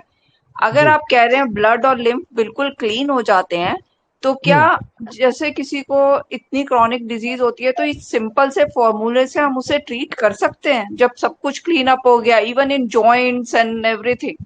सब चीज के लिए स्पेशल रेमेडीज है मैम। जब आप 38 मेडिसिन सिंगल और कंपाउंड रेमेडी को कंप्लीट पढ़ लोगे, तब आपको समझ में आ जाएगा कि कैसे प्रोटोकॉल को आपको क्योर करना है। एक एक मेडिसिन का कंपैरिजन करिए, मैं बताऊंगा आपको। और कंपैरिजन करके सिलेक्शन ऑफ रेमेडी पे जाइए। अगर आपका सिलेक्शन करेक्ट है, दुनिया की ताकत रोक नहीं सकती, पेशेंट क्योर होगा, 100% क्योर होगा। ठीक है, अभी देख लो, सर ने बताया जितने सीनियर है ना 50% सीनियर को भी नहीं आता है डायबिटीज के HbA1c को कितना जल्दी डाउन करना, बहुत कम लोगों को पता है आपको। बहुत बढ़िया, धीरे धीरे सब आ जाएगा, आप वेट कीजिए मैम। ठीक है, ओके, थैंक यू सर। जी जी। Sarita Srivastava ma'am. Sarita Srivastava ma'am. Good evening sir. Good evening ma'am. Sir again Guru Purnima की बहुत बहुत बधाइयां और बहुत सारा प्रणाम। थैंक यू क्योंकि मैम। जो हम लोग ले रहे हैं सर, उसको शायद ही कभी वो कर चुका पाए हम लोग। तो हाँ मैम, सब वर्क करते जाइए, आपका वर्क बोलेगा मतलब हमने काम कर दिया। सर ठीक है? अभी अभी हमारे दिल्ली में सर बहुत बड़ा स्कूल माना जाता है, सारे VIP के बच्चे वहीं होते हैं और उनकी जी प्रिंसिपल हैं, अभी आई हैं हमारे पास। उनको जी सर अल्सरेटिव कोलाइटिस थी जी और कंडीशन क्या है सर कि अभी तो खैर स्टेबल, थोड़ी स्टेरॉइड पे डॉक्टर ने स्टेबल कर दिया है, बट वेट बहुत भाग रही है और बहुत डिस्कम्फर्ट है और ब्लीडिंग जी तो अभी बंद है। अभी लास्ट 28 उन्होंने ये स्टेरॉइड भी छोड़ दिया है, सब कुछ छोड़ दिया है। तो जी अभी माइग्रेन भी साथ आ रही सर, पॉलीओरिया भी है और वो वर्कलोड इस तरह का है कि वो बहुत सारा मेडिसिन, बहुत सारा प्रोटोकॉल एक साथ ले नहीं सकती, जो कोलाइटिस का जैसा आपने बताया था। मैंने कोशिश की, तो उन्होंने कहा कि मेरी रिक्वेस्ट है कि आप मुझे कम से कम दो और इफेक्ट ज्यादा हो, सो दैट कि मैं उसको कैरी कर पाऊं, क्योंकि लाइफ स्टाइल ऐसी है, वर्कलोड ऐसा है कि मैं इतनी मेडिसिन कैरी नहीं कर पाऊंगी। तो उसको क्या दिया जाए सर बेस्ट? मैडम देखो, मल्टीपल डिसऑर्डर में तो फिर हम कुछ भी नहीं कर सकते। ठीक है, जी डाइट रिस्ट्रिक्शन और इतने सारे प्रोटोकॉल देना बहुत नेसेसरी होता है। I have cure challenging proctitis cat within 3 month. जब प्रोक्टाइटिस ठीक हो सकता है तो अल्सराइटिस कोलाइटिस क्यों नहीं? हमारी शर्तों पे ट्रीटमेंट होगा तो हम गारंटी ले सकते हैं, हमारी शर्तों पे नहीं तो हम कुछ नहीं कर सकते। आप ओके ज्यादा से ज्यादा उनको ऐसा कर सकते हो कि जनरल टॉनिक में S2C15B डाल के दे दो, नेचुरल टॉनिक C10 दे दो और एब्डोमिनल स्प्रे दे दो, इसके अलावा आप कुछ नहीं कर सकते। ठीक है, तो वैसे फर्स्ट मंथ के लिए तो मैंने किसी तरह उनको मना के दिया हुआ है सर। तो नेक्स्ट हाँ मंथ के लिए मैंने देखा है कि अभी नेक्स्ट मंथ में क्या बेस्ट कर सकते हैं, तो अभी 1 मंथ मैंने दिया है बिकॉज देखो उनके आप सर। क्या इम्पैक्ट आता है उसके अकॉर्डिंग फिर सिलेक्ट करना आप। जी जी, ठीक है, बिकॉज ठीक वो पूरा स्कूल ही उठ के आने लग गया है।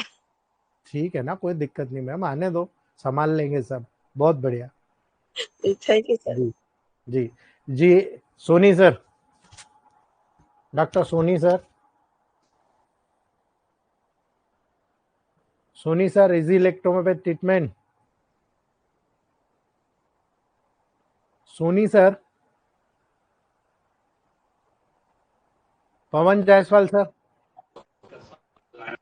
पवन सर। गुरुदेव प्रणाम। हाँ पवन सर। गुरु पूर्णिमा पे आपको सादर प्रणाम। हाँ और धन्यवाद सर। हम सब मिट्टी को सोना बनाने के लिए आपको बारंबार प्रणाम। Thank you sir, thank you very much. जी, प्रेम नारायण मौर्य जी। प्रेम नारायण मौर्य जी।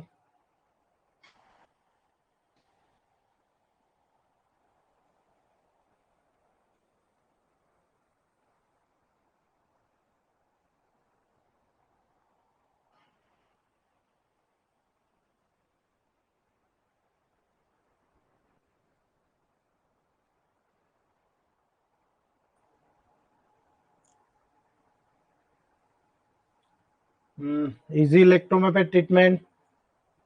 Soni sir. Soni sir, easy electrohomeopath treatment.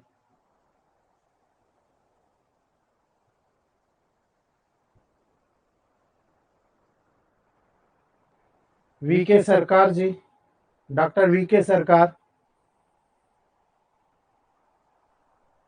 चलिए आज आवाज कुछ मिस